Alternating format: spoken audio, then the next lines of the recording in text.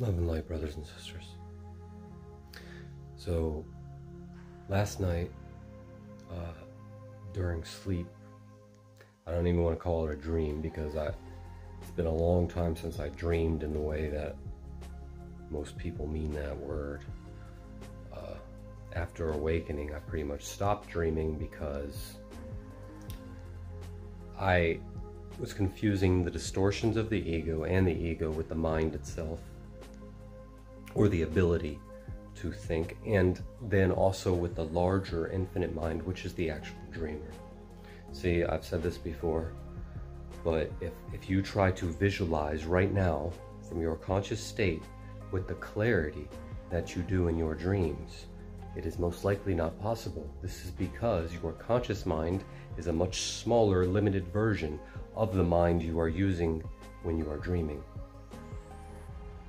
That mind, the mind of your higher dimensional self, can actually create reality, can actually manifest instantly, and that is what you are experiencing as a dream. Then within that dream, we section off ourselves into one of the things and place a portion of that infinite mind into that little dream self, and then it thinks from there. It's a whole other level step down. But anyways, so because I confused that, I wanted complete silence. So when I would start to dream, when I would start to see, even when my third eye would start to open up, I would just shut it off in the beginning. I just wanted emptiness. And then eventually I realized what I was doing, that I was actually blocking myself, and I relaxed that. But still, because for the most part, I would stay conscious even when I dreamt. I didn't want to lose consciousness anymore at all, and still don't, really. But for a long time, for maybe a year and a half, since some of the last big portals, me and my partner and lots of other people I know, it's like we're living two lives.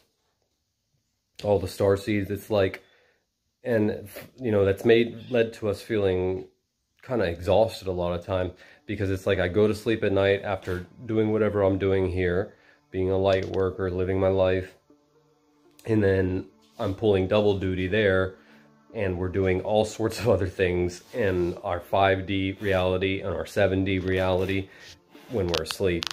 And we're also exploring alternate versions of things and alternate timelines, and we're going into alternate lines that are maintaining trauma, and we're healing those fractured aspects and reintegrating everything. So all of this is happening, you know, when we're asleep.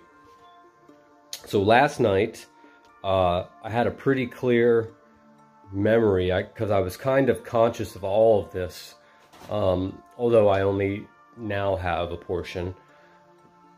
But basically, it felt like a giant celebration. I was there, and it seemed like everyone was there with me, okay?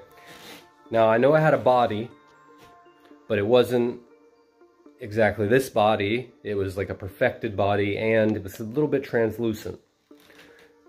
I was in light, in white light, and the feeling I had was that there was people all around me, or beings all around me, and I was saying goodbye to some and saying hello to another group. So, and it was a big celebration, and it really felt like a curtain call. Like, I gotta tell you, like, it felt like the ending credits, you know? Yeah. And, yeah. And every day has really felt like something big like that, and I've waken up. The night before that, I felt like I kept waking up literally every hour, and Christine would be like, what are you doing? Are you okay? And I would be like out of it. But basically, I was shifting through multiple realities. Like, it was crazy. I could see all these realities converging and diverging. I was looking down all these timelines. Yeah. So, being with that, I do feel like, on the one hand, yes, we have an event coming in the future timeline, that will, to some of us, signify a line, perhaps, you know, and that some of us feel like we're waiting for something. But on the other hand, that's also not valid, okay? So first of all of you who feel like you're on the 5D ascension timeline, you should really, at this point, feel that. Like, you should feel that. Now, if you're on the 4D timeline, it's a little bit different. You're gonna feel really like your world's just been tilted upside down, you know, twisted out, you know, torn apart, and you're trying to find your hole, and honestly, you're not gonna be able to. The only thing you can do is just let go. That's it. Stay in the moment, stay present, trust your guides. Everything will be fine. It's just gonna be a little less clear to you what's happening. You know, it's not gonna make as much sense. But, but for all of us, the truth is that right now, we're really creating our realities. Like, we've always been doing it, but we had much less individual power before, because the collective was locked into a really firm, you know, paradigm of what reality was supposed to be. And anyone who wanted to play around outside of that really would get pushed into the outside, or had to get approval from the matrix. You know, they had to be some kind of researcher, or they had to be some kind of mystical being. You had to go through all sorts of rites and passages with your own ego and the collective ego to negotiate your power until you finally realized a power that could not be contained by the matrix. But not the case anymore. Not the case anymore. Sorry about all this moving. Now, our power should be evident. Your manifestation should be coming, good or bad, very quickly now. So in that sense, you are not waiting for anything. What you're doing is looking around at your reality and beautifying it. You're saying, this is not congruent with the reality of my highest good. Let's see that perhaps in another way. Let's look at this thing and see it from a more beautiful perspective. And you attempt to do that with everything, or you do that with everything. Everything, you find value in everything. Or you clearly say, this thing holds no value, is out of alignment with my higher self, therefore it will not be here. You see the truth that it is not there, is what I'm trying to say.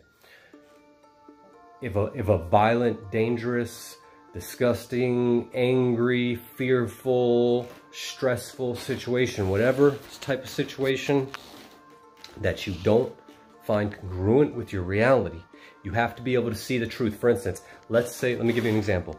Let's say there's someone standing in front of me, yelling at me, I'm an idiot, I'm crazy, I'm a piece of crap, right? I have to be able to see the truth that this is really a manifestation of myself.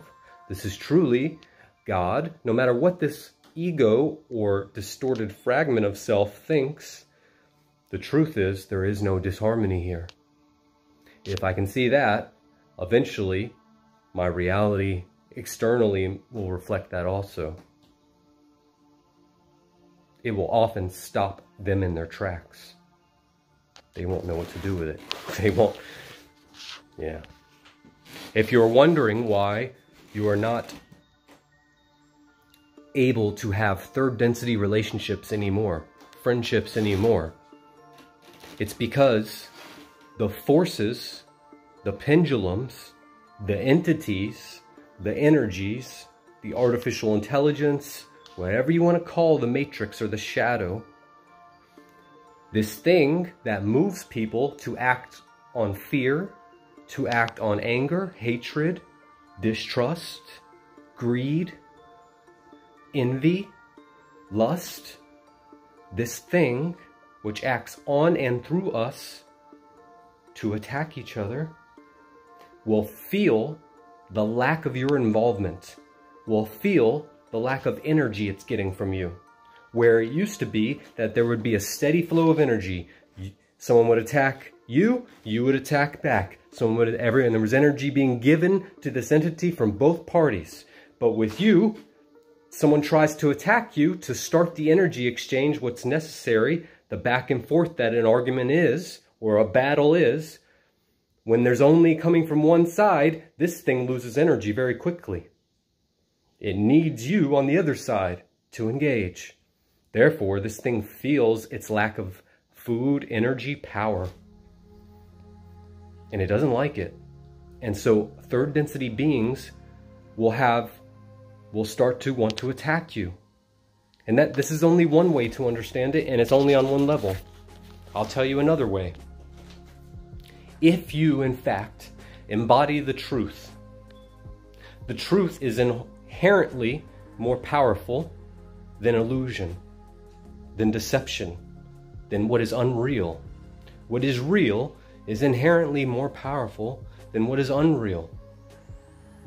Therefore, if you stand in the truth of what you are, if you stand in the light of what you truly are, it will disempower the illusions of all those around you, even without you trying to. Let me give you a more concrete example of how this happens. If, for instance, your mother or your aunt or your sister or your wife or whoever, sorry, I just used female, feminine apertures. That was because I'm looking at it from my alternative perspective. But whoever, brother, sister, father, mother, doesn't matter. If whoever's in your alternative relationship, who in their life, there is a series of conflicts. There is a series of problems. There is a series of negative occurrences. There is always a lack of something. For all of those relationships, and we all know them, we all were at one time within those type of relationships and embodied them ourselves. So for all those that we call sleep, basically, who have all these problems, who have all these stresses, who do not ever feel fulfilled, who always see a problem, if you are living with them or around them, if you're in their life and you consistently walk around or operate as if there's no problem, as if everything is beautiful, as if there's nothing to do, as if there is no stress, as if everything is perfection and unity, guess what? That challenges their view of reality. That challenges their view of reality. To the point that they will not be able to live around you. This is why there must be a schism between third density and fourth density and fifth density, between the third dimension and all other dimensions, because the third dimension is a dimension of complete illusion. It is a false light matrix or a reverse projection polarity hologram of the original creation. It is not congruent with the original creation, understand, with the truth of unity of God, with the light of our being. Therefore, they must see you. Two things must happen. They must run away, or their reality must start to break down as they see you consistently act in ways that make no sense to them. As you consistently brush off what is so horrible and traumatic and scary to them. As you consistently don't get sick or don't need anything.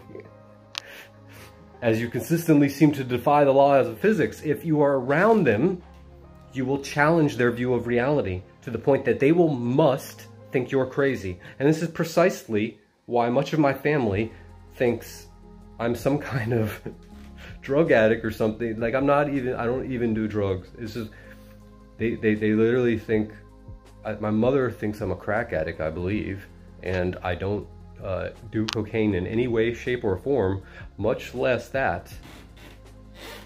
When, 20 years ago, I've tried all kinds of substances. Yes, I was an addict for quite some time, but somehow she's gotten herself to believe this based on my awakening to God, based on.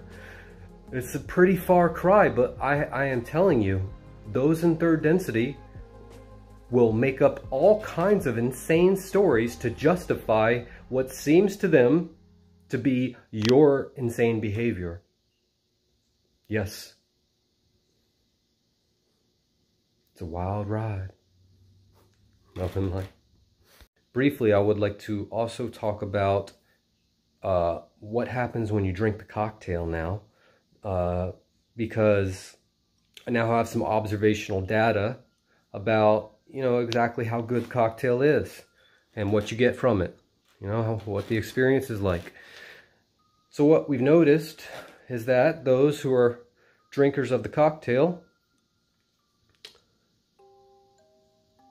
their focus changed. There was a shift in their path and they didn't see it. They probably don't see it now.